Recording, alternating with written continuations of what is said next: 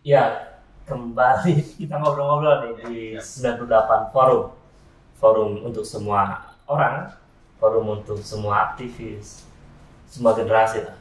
Dari generasi 98 sampai generasi milenial. Dan multi perspektif. Iya, multi perspektif.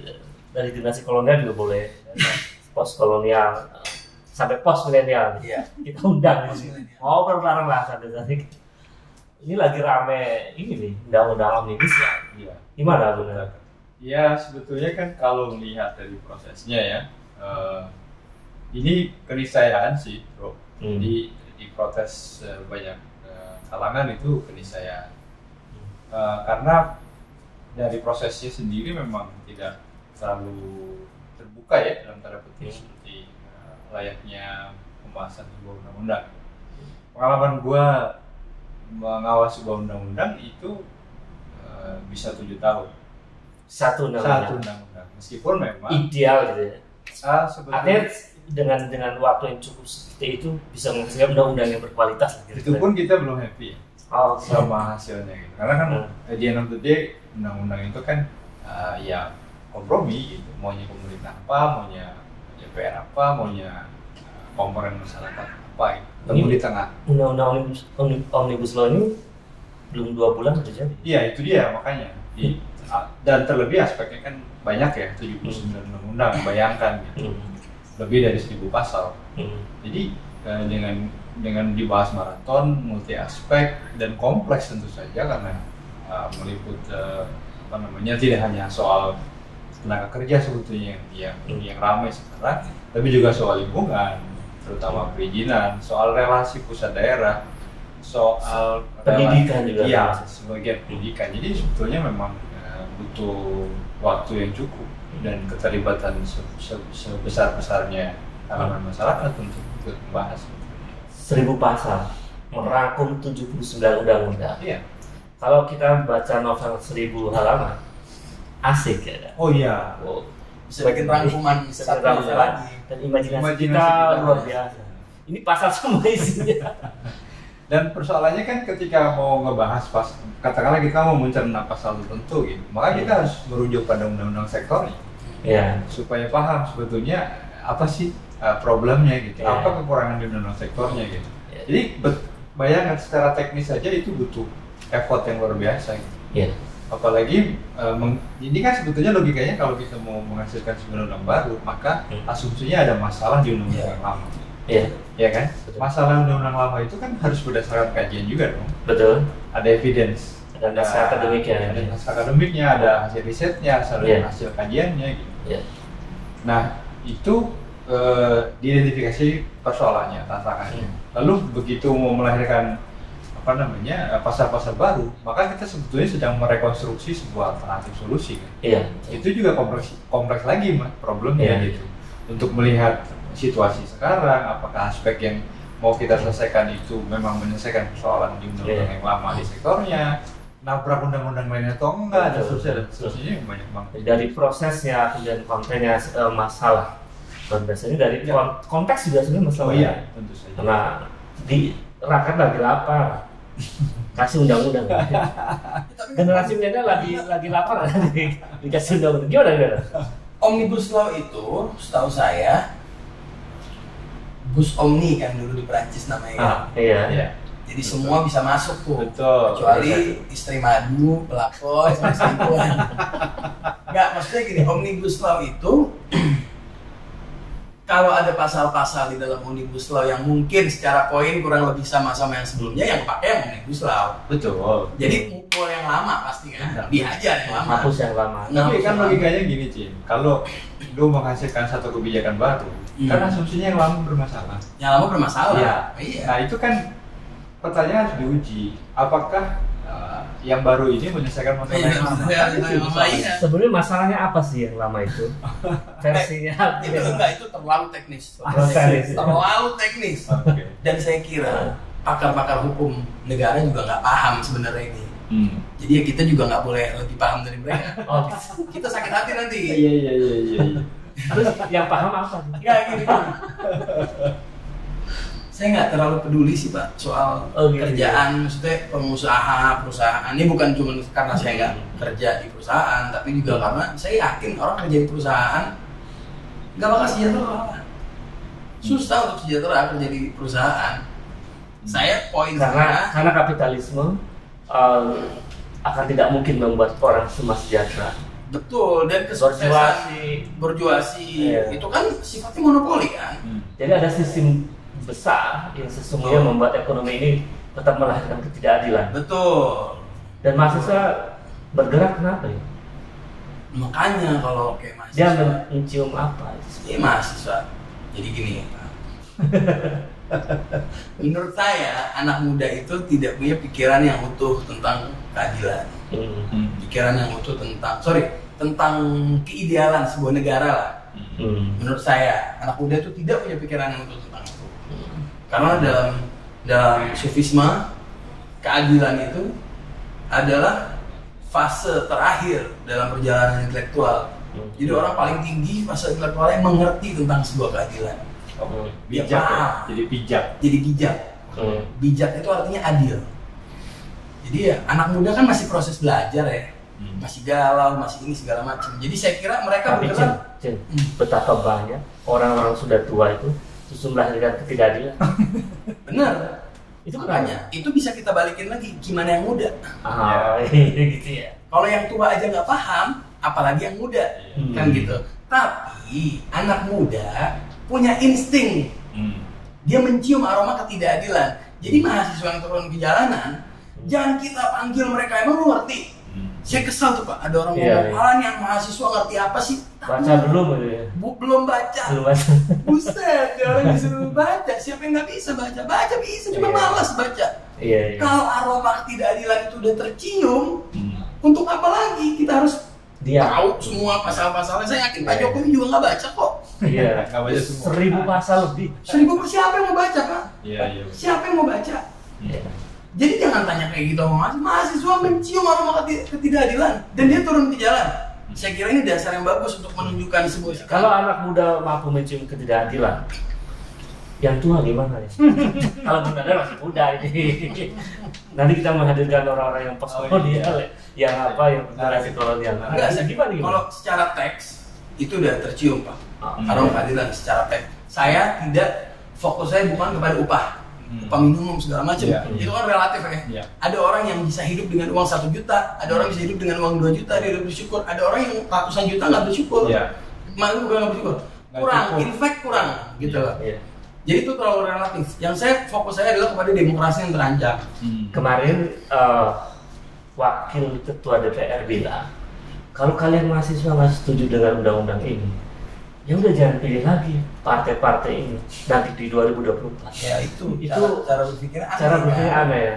Itu sama dengan lagi sakit jantung hari ini, terus bilang tolong beli obat nanti tahun 2024 obat. Iya. Obatnya juga salah obat lagi. Bukan obat jantung, obat sakit kepala.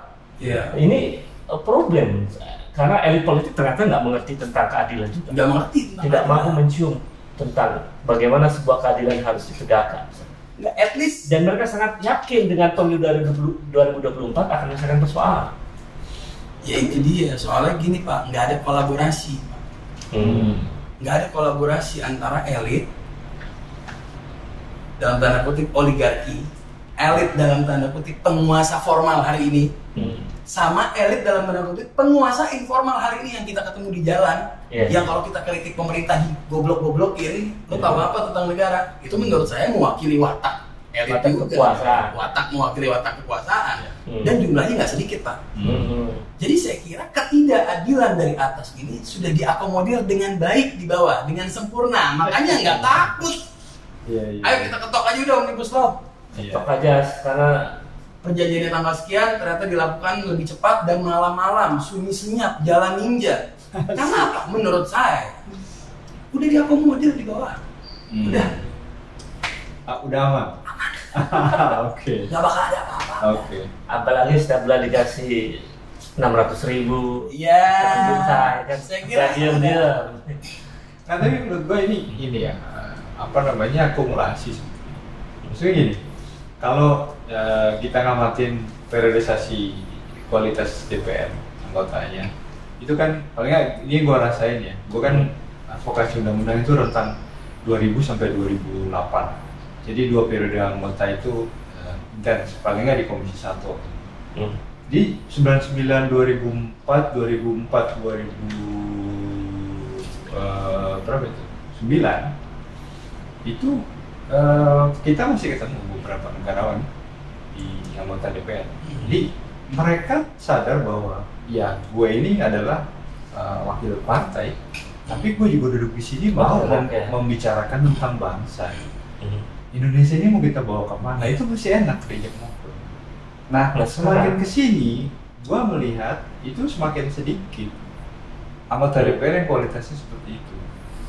Bung Danar artinya menangkap bahwa apa yang terjadi mereka di DPR itu masih kualitasnya kualitas politisi, belum kualitas negarawan. Padahal di sana kabarnya banyak keluarga, menantu, orang-orang besar. Ya kalau itu kan anak biologis belum tentu anak ideologis. Nah, yang mimpin orang besar. Iya, biasa. Artinya gue cuma bilang salah satu problem kita adalah mekanisme rekrutmen politik ya, sistem pemilu dan seterusnya. Itu yang harus juga kita soal terus gitu.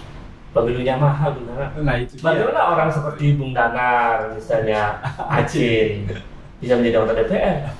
Ya uang berapa miliar, Acin? Saya sih nggak mau jadi anggota. Karena saya yakin saya pasti jadi. Iya, jadi kacau ya. Pasti saya masuk situ. Tapi ini masuk akal sih. Jika seperti ini masuk akal karena gue punya pengalaman ya, bikin pelatihan di simulasi.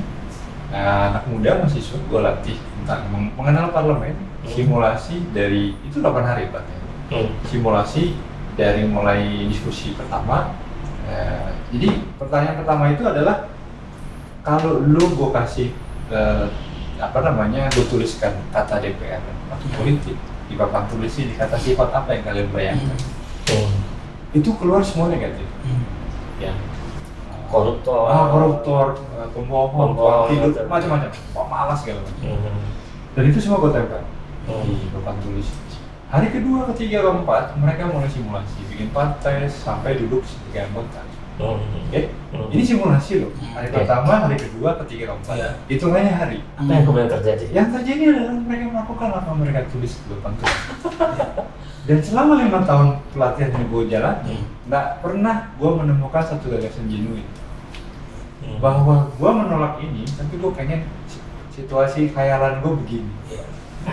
Berarti masalahnya ada pada imajinasi tentang apa yang kita identitas tentang politik. Ketika lu menolak sesuatu, lu pengen sesuatu yang lain sebagai alternatif. Nah, gagasan tentang alternatif itu ya menurut gue harus juga ya, beberapa penelitian di antara menemukan misalnya mengapa kemudian anggota DPR banyak yang terjerat kasus korupsi dan lain-lain.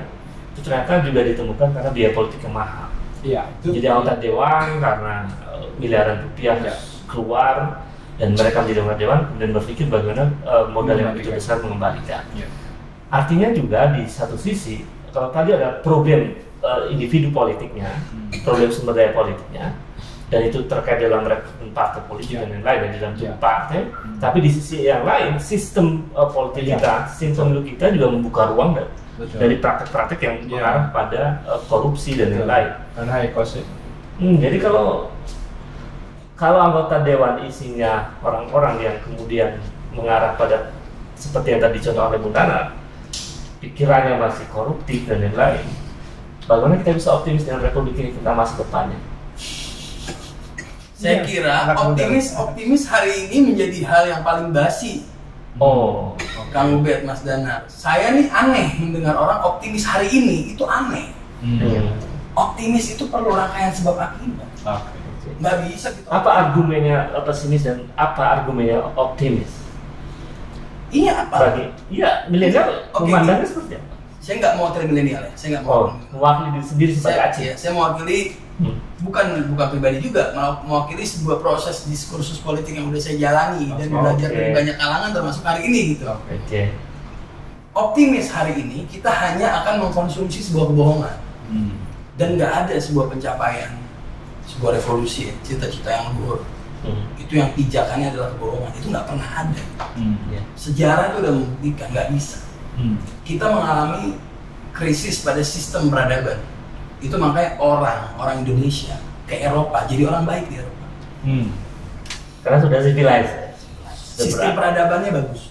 Orang Eropa yang baik di sana ke Indonesia jadi biadab. Brengsek juga. Artinya apa? Ada masalah pada sistem peradaban, dan merubah sistem peradaban ini lebih sulit daripada izin nikah lagi sama istri. Oke. Ini Itu menarik.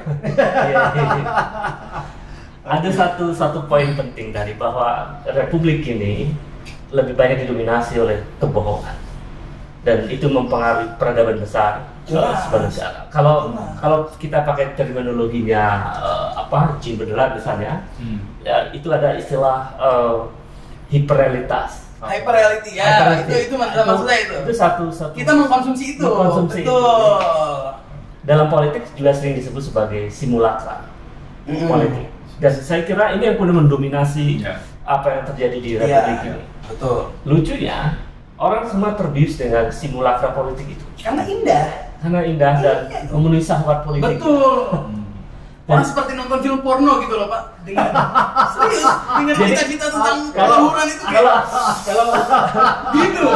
Padahal nggak ada itu semua. Kalau melihat politisi seperti nonton film porno. Dia mendengar cerita-cerita politisi, narasi-narasi tentang kebebasan, tentang kesejahteraan. Kita tahu Anda berbohong, tapi gini, ya bagi sebagian orang ini sebuah imajinasi, onani pikiran bagi sebagian orang. Orang terbius oleh ini loh. Saya mau bilang bahwa optimis hari ini adalah hal yang paling tidak masuk akal. Hari ini kita optimis. Pemerintah pun, menurut saya, pemerintah kita untuk berbohong pun mereka nggak mau. Karena berbohong kan butuh kecerdasan. Supaya nggak ketahuan. Karena pemerintah kita pun dari perspektifnya. Untuk berbohong pun mereka lemah menurut saya. Sangat lemah pemerintah kita ini. Selalu ketahuan. Kita jadi kayak bisa nebak. Masalahnya bohongnya nggak cerdas ya. Ya untuk berbohong pun aja nggak cerdas. Kan berbohong pilihan terakhir. Orang-orang yang lemah akan memilih kebohongan sebagai jalan keluar. Ya at least maksimalin lah lu bohong lu yang pinter lah. Berbohong pun mereka nggak pinter. Jadi ada problem besar di Republik ini menyangkut tentang tiadanya visi peradaban. Bahwa bangsa ini dibangun seperti tidak punya arah yang jelas. Iya, sistemnya nggak benar. Sistemnya tidak mampu mendorong bangsa ini menjadi bangsa yang beradab. Betul. Problem serius saya kira. Sangat serius. Sangat. Artinya PR kita dari 98 belum selesai. Atau belum beranjak, Om? Belum beranjak. Saya kira problem itu luar biasa dari politik, ekonomi dan semuanya. Artinya masih banyak harus kita lakukan dan salam perubahan.